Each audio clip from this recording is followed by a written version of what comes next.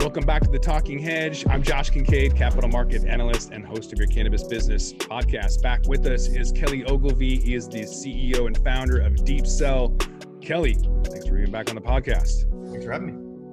So for the audience who hasn't heard the other podcast in November of 2019, when we went all in on Ruby Sugar, Ruby Salts, Deepcell, the future of cannabis, crystal ball predictions, and all that jazz. For those that didn't hear that, have no idea who you are, tell us about what you're doing, who you are, and anything else. Sure. So again, thanks for having me back. Kelly Ogilvie, founder of Deepcell. We founded Deepcell about 5 years ago, really at the beginning of legalization in the United States. I was working for Governor Inslee at the time, and as one of his senior policy advisors, and cannabis was in my policy portfolio. I have a background as an entrepreneur, so they hired me to be sort of a startup business advisor for the governor. And I saw a tremendous opportunity in the cannabis space. My sister was dealing with some serious pain issues and getting over an Oxycontin addiction, which is I've spoken publicly about very much. This is not going to be upsetting to her at all. And her life changed because of CBD, and that was the push that I needed to leave politics and to go back into startups and business, and founded Deepcell. We started Deepcell with this idea that cannabis could be the next big thing. And we have these projections that cannabis will be bigger than alcohol by 2030, which is a massive, massive market. And so, we started out with this idea of let's build a technology company to really bring some of the domain expertise from different fields to cannabis that hasn't been here yet. So for instance, biology in terms of genetics, what we're doing now, which is building software like blockchain and bringing that to supply chain for cannabis. Material science like crystallizing cannabinoids into crystal structures like sugar and salt, which is our main product in technology right now, to enable people just to cook and make edibles versus having to extract it and make butter and all that stuff. So we wanted to bring innovation to the space, and we've been doing that for about 5 years. The company's done about $2 million in revenue since 2018, which is pretty good for us. We're mostly a royalty company. We do have CBD products that we sell on the website and through retailers, although the retail business got absolutely crushed during COVID, as we all know. So it's been a tough 2020, but we're feeling good about where we're going in 2021. There's a new administration in town. We're seeing a lot of interest coming from, what's interesting is we're seeing a lot of interest come out of Asia for CBD. So we're getting a lot of interest from China, Japan, and even Western Europe for CBD-based ingredients. So maybe that is a lead. That's what we're doing and how it's been for the past couple of years. Oh, that's awesome. So you're getting into international. So let's jump into that. So I've also worked with the World Trade Center on an export store, and I found that compliance and peace of mind are two entirely separate things that add to the complexity of an already over-regulated industry. So dive into that. What is it like to do business internationally with Western Europe, Japan, or China? Right. So the only business that we've actually executed a deal with is Canadian, which is Indiva, our licensee partner up in Canada. They're publicly traded. They're a cannabis company. They're killing them with edibles, with the Bang chocolates and Wana gummies. That's also our partner in Canada. We've only been in discussions and negotiations with partners in Western Europe and Asia. And what's really sort of interesting about doing business with these different countries is each country has their own regulatory regime in how they perceive or look at cannabinoids. So for instance, in the UK, did you know that you can actually import purified CBD into the UK if it's pure CBD? Most people don't know that. Like if it's adulterated, if it's broad spectrum, if there's a molecule of another cannabinoid in there, it's no longer legal to do that. Not the same thing necessarily in China. In Japan, it's very similar. If you can ensure that there is not a single THC molecule, so the testing has to go down to a certain level of sensitivity, then you can bring CBD from hemp into Japan. So these different countries have very different ways in which they're looking at the molecule, how they're approaching regulation. And it's still, there's just a lot of, I think, uncertainty, fear, and doubt around sort of FUD around cannabinoids internationally. But we're seeing a lot of interest right now. And I think that has a lot to do with just this, the dam is breaking every year. I mean, you and I see this every year. More and more countries are legalizing. It's taking a lot longer than I had expected, or maybe we had talked about this, you had expected too. But here we are. And, I think those who are geared and are compliant will do pretty well in the next maybe 5 to 10 years in the cannabis space. Mm-hmm. Yeah, that's an interesting point. I want to know, like, what's it going to take to be successful, and maybe we'll cap that off. But before we get there, out of the 2 million that you've made since 2018, how much of that is from your foreign Canadian partnerships, and how do royalties work in the cannabis space? Yeah, in terms of the specifics of how much they've paid, I'll just say a significant chunk has come from the royalties in the company right now, and most of them have been driven by the Canadian partner and our partnership with them, and they're wanting to license the technology and roll these products out. Licensing in cannabis is very, very challenging, as you know and I know. The problem in the cannabis space is the barriers to entry are regulatory in nature, and the really sort of sucky part about that is that the regulations are not written in stone; they're written on paper, and so these regulators will just move the goalpost. So you'll have compliant packaging, you'll have a compliant contract, you'll have all this stuff with your partner ready to go, and then they'll go, actually, we need to change the packaging now, and your 50,000 units of packaging is no longer compliant. So go buy stickers to change the packaging or just throw it away. Or they'll say, well, there's a new rule which limits the amount of revenues you can generate in a partnership. That happened in Washington state. So in Washington state intellectual property agreements, the maximum that a company like us can generate would be 10% of the net profits of sales.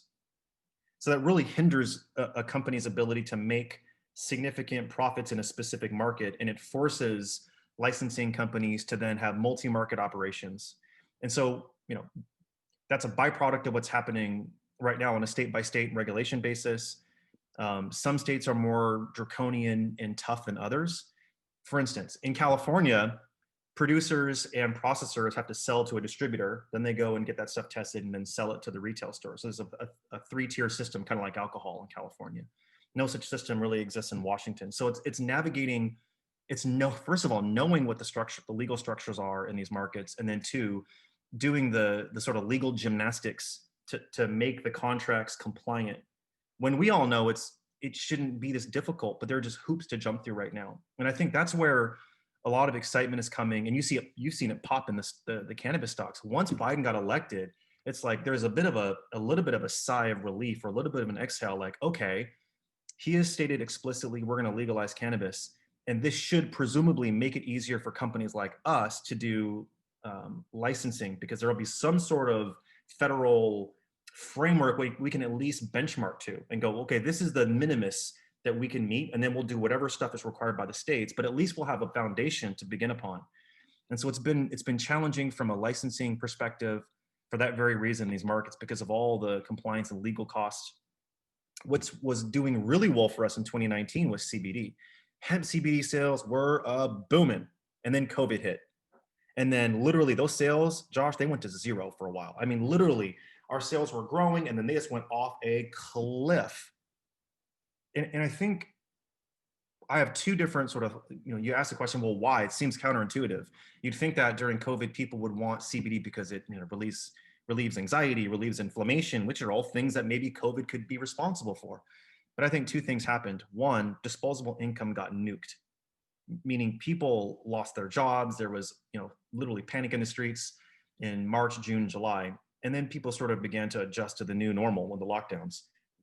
And the second thing is, because CBD, cannabidiol, interacts with the immune system, it's like hacking the immune system. You sort of pull levers which control inflammation, control all the different sort of areas of, so these base levels of the human operating system. So inflammation, pain, pregnancy, immune response, modulating pain, like all these things that CBD makes CBD powerful. There was a fear that because COVID is an unknown entity, and because it works in such weird ways that we still don't quite understand, are we going to be harming ourselves by consuming a molecule that also isn't as well studied as, say, other medications in the market?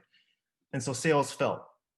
Later in the year in 2020, studies come out showing not only is CBD effective in treating some of the core symptoms of COVID, which is inflammation of the lung tissue, the respiratory tract, things like that, but it also potentially is competing for the same surface, the receptor sites that COVID spike protein attaches to, the ACE2 receptor. So it's like you get this double benefit of consuming CBD. Number one, you're reducing inflammation, which are one of the main drivers of human disease states. And two, you're also competing for the same potential surface area COVID might want to attach to in your organs. So, we're seeing CBD sales slowly come back. We're seeing THC sales booming in these legal markets and the medical markets. I am quite optimistic for 2021. I was pretty not optimistic last year, but man, I feel a lot better about 2021. So we've got a lot knocking on the door, like blockchain. We'll get to that in a second. But first, I want to ask you about what it's going to take to be successful. So we have the House, we have the Senate, we have the president and the Democratic control, who are more in favor of cannabis than the Republicans. What is it going to take to be successful in the industry, and what's going to happen in 2021 and beyond? Good question. I think the first thing I think we'll probably see happen out of the federal government is the president out of the White House do some executive actions, some things at the agency level like the DEA or the FDA or the Department of Agriculture, some rules that will allow it to begin sort of ease the way for cannabis companies. Then you'll see congressional action at some point in the next 4 years. I don't know when. I don't have a crystal ball. So in terms of 2021, I don't know. I think there's going to be a lot more of the same for now, meaning state by state, multi-state operators. The cannabis names in Canada are still probably going to be sort of the proxy for betting on the cannabis space. There really aren't any American traded companies on the NASDAQ or the S&P that are cannabis names, unless you're doing some sort of proxy play like Scott's Miracle Grow or something like that, or a light producer or something. So in 2021, I think you're going to see a lot of the same. I think you're going to see an increased importance of California. I think the realization is that we are going legal federally, and California is Rome.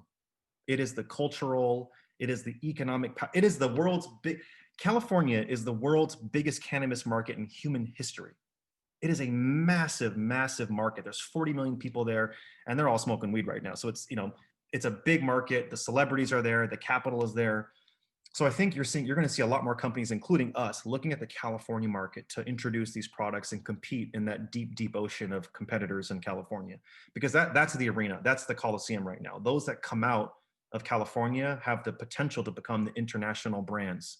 It's almost like back in the 1800s, you walk into a saloon and you go, "Hey, bartender, give me some whiskey." And he wasn't like, "Oh, do you want Maker's Mark or do you want Knob Creek?" He just, pours you a whiskey. That's kind of like cannabis today in a lot of ways. Like you go in, you say you want something and they kind of just hand you something, or they kind of go, "Oh, here's a OG Kush from so-and-so," but you don't know who those brands really are.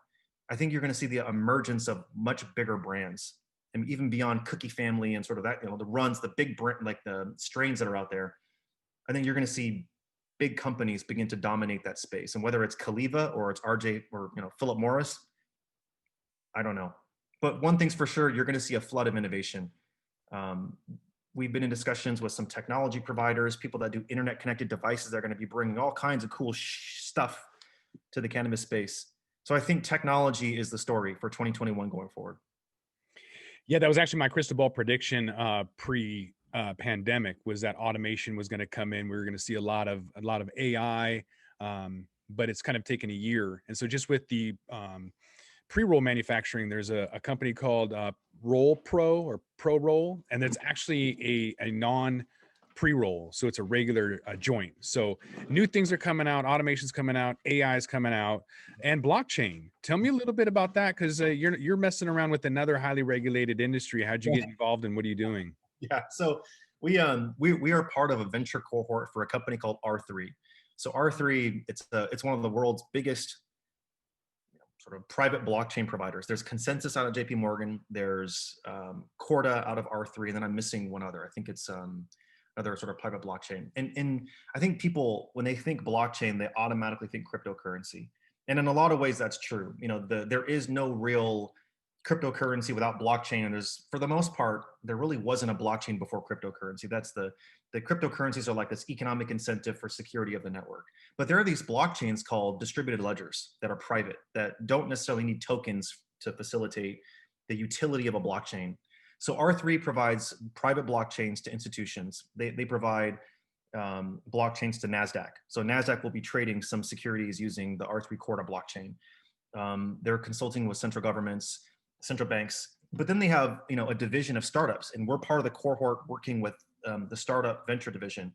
And we've been building a basic concept. Here's the concept. In cannabis, there are two big problems. There are many problems, but here's two of them. One is trust. a lot of people in the cannabis space, there's a lack of trust in the industry. Meaning, if I'm buying a pound of cannabis from you to process into edibles or into pre rolls or whatever, am I getting what you say I'm getting? You told me it's 27%. Here's a test. It's OG Kush. But how do I know unless I get it tested myself? And even then, will I know? Are those the actual genetics? So trust is one. Number two is payments. Payments are a problem in this industry. Not only is it cash and check for the most part, but tracking people down, having them pay on time, essentially having your accounts receivable chasing the payables departments from other companies down is problematic in this space. So we've been developing a blockchain with a simple premise. Can we take the trust and the payments and sort of put those aside for a second? And we've been building a platform for people essentially to upload their testing results and take photos of their cannabis, and it gets verified when the buyer buys a product and gets delivered. And it's all on a distributed ledger blockchain. So we've been building that for about, I don't know, a year and a half. The machine vision component, that's something we've been developing for about 2 years. The data oracle that takes the testing data and does some analysis has been in work for about a year and a half. And then this blockchain project has been moving forward for about 6 months. We have a partner that does supply chain logistics on blockchain. So we're partnering with them. And now we're looking for a wallet provider so we can transfer stablecoins to settle payments. Right now, the payments part of it is a little bit wonky because of the weird regulation in the States, especially given the SEC's action against Ripple or the executives at Ripple. So we're waiting to see what happens with cryptocurrencies, what stable coins will be allowed, what won't. But we're gearing up for that future. We know crypto is the future. Like digital money, there is no doubt about it. That's the most obvious next revolution. And we want to be there for it. So the blockchain piece is just sort of front running that future, but it also addresses a problem today.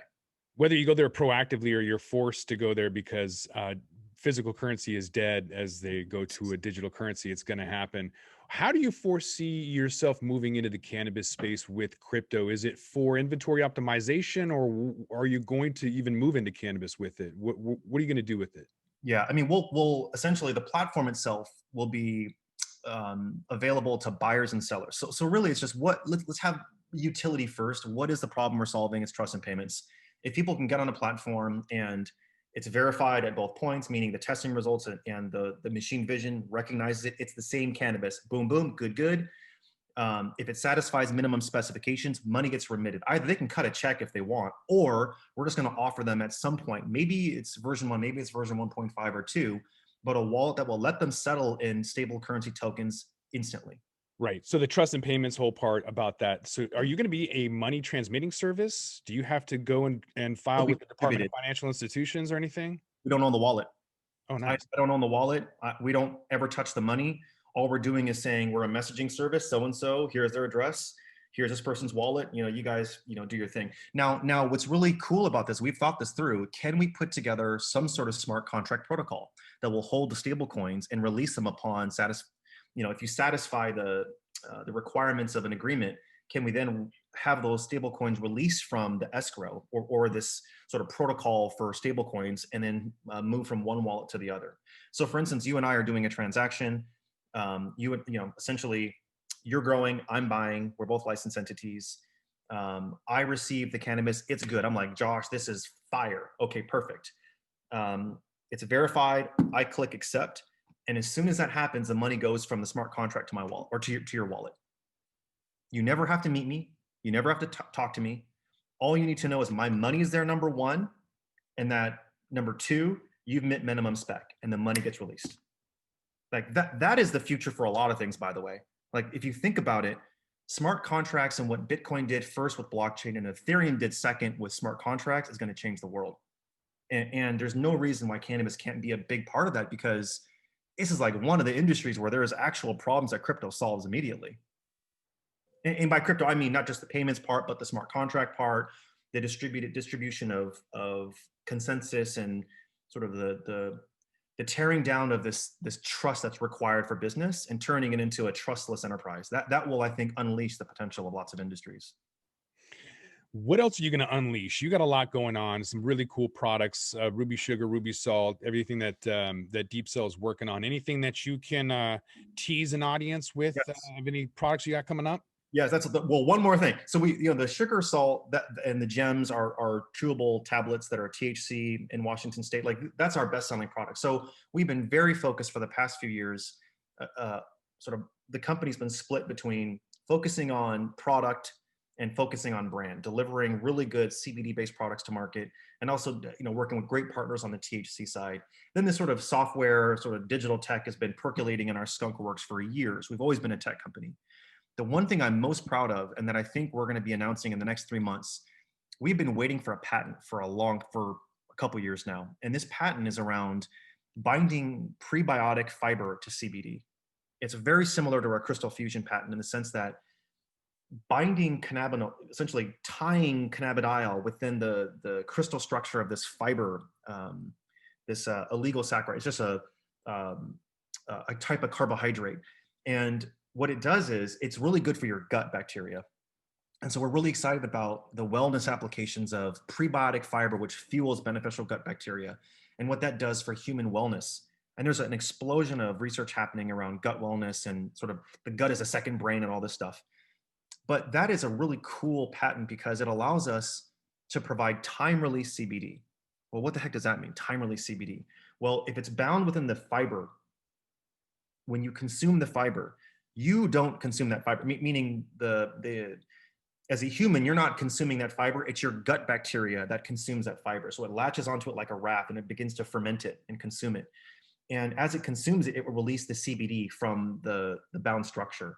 And so we're really excited about what that could mean for people with Crohn's disease, irritable bowel syndrome, inflammation issues, because most people, they don't want to keep taking CBD every 4 hours.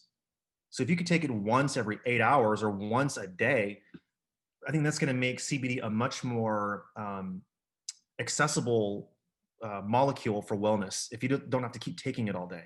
Because people with real problems, they have to keep consuming CBD throughout the day because it's like the way it works is, you sort of get to a peak blood concentration, then it falls, you got to take some more and it comes back up. You're on this roller coaster of dosage. And this is from, how medical patients have been dealing with it for a while. So that's the last thing. That's a product that we call Prebium. We're not sure exactly when that goes to market, but there's a lot of interest in that product. It's like a sweetener. It tastes a little bit like a vanilla sweetener almost. Well, unpack that a little bit. Tell me about patents. How many patents do you have? Are you raising capital? Are you looking for investors? Because you have a lot of cool stuff going on. Yeah, we own one patent. So we received a patent in 2017. We were one of, I think, 24 companies that had a patent around cannabis that year. So there's very few companies filing patents. So in general, there isn't a lot of patent creation in the cannabis space. There's a lot more now in the past 2 years than there was, 3 years ago, but it's still relatively not a populated place yet. Versus like AI or software, there's patents literally everywhere. There's no room. In cannabis, there's a lot of sort of green field right now. We filed several other patents. I think we'll end up having another one this year. We filed provisional patents. So, we filed a total of 6 patents overall. We received one. We'll probably get another, and the other 4 we'll probably won't get or we'll just abandon. But intellectual property is an area that currently, I don't want to say isn't valued, but it isn't as valued as I think it should be for now. But I think it'll work its way back into valuations of companies making those investments. So GW, obviously, they're big time. They own patents and they're doing great stuff with FDA-approved products. We're filing patents. Kaliba's filing patents. I mean, there's a ton of companies filing patents, and we'll see what happens. On the capital front, we just closed a small round, which is great. We needed it just to make sure that the company is capitalized through sort of the tough times of COVID, and just maybe front running if there's any more complications with lockdowns and whatever else can happen with COVID in this uncertain world. So we closed a small round. We're not looking for capital today, but we will be looking for capital probably towards the end of 2021 in a real round. So we expect to achieve some key milestones around new market penetration, maybe some new product releases, then we'll raise capital again. And especially if the software thing goes well, then I think our valuation explodes. Right now, we're being valued a lot like cannabis companies are valued, meaning a manufacturer, and there's a risk, sort of like a risk discounting. People discount your valuation because you touch a controlled substance. But once legalization happens at the federal level, and then once I think some tech things play out the way that I hope they do, we might get valued at a different valuation, more like tech versus plant touching companies. Yeah, I'm running through the same thing of, do I want to be a tech company or do I want to be a hedge fund with a C3 fund? So yeah, you gotta go with what makes sense. And you know what? The multiples matter depending on what you Right. call yourself. I don't know why. I don't know if it's just human psychology. People need to put you in a bucket. Hmm. You know, like, oh, you are a cannabis company. Oh, you're a hedge fund. You're tech. So you get a multiple of Hmm. Tesla, 1,780 or whatever it is, Yeah, I know, it's crazy. I've got a short position on that, and it's not doing too well. And you know what? You are brave. But I hey, know. I I know. gotta tell you, I think you're right. But you know what? I've learned something the hard way. Inevitable doesn't mean imminent. And I've been crushing some of my short positions last year. Just because I'm early doesn't mean I'm wrong. Just wait Right, for it. right, Yeah. right, right. All right. With that, I think we got to let you go. Busy man. Tell the people where you're at, social media or otherwise. Go ahead and give them some plugs. Awesome. Thank you. The Instagram handle for our THC products is at Made with Ruby. Ruby is our flagship brand. At Gemstone CBD on Instagram is a CBD portfolio. Our websites, gemstonecbd.com and deepcell.industries. And we'll put a lot of that in the show notes, what we can, for social media at least. So the man who said California is Rome, the biggest It is. biggest market in human history right there. Kelly Ogilvie, CEO and founder of Deepcell. Kelly, thanks for being back on the podcast. Thank you, man. See you, Josh. I'm Josh Kincaid. This is The Talking Hedge. Don't forget to like, share, and subscribe, or don't, and I'm out. Bye. Don't forget to smash that like button on your way out and check out these other videos that we've got.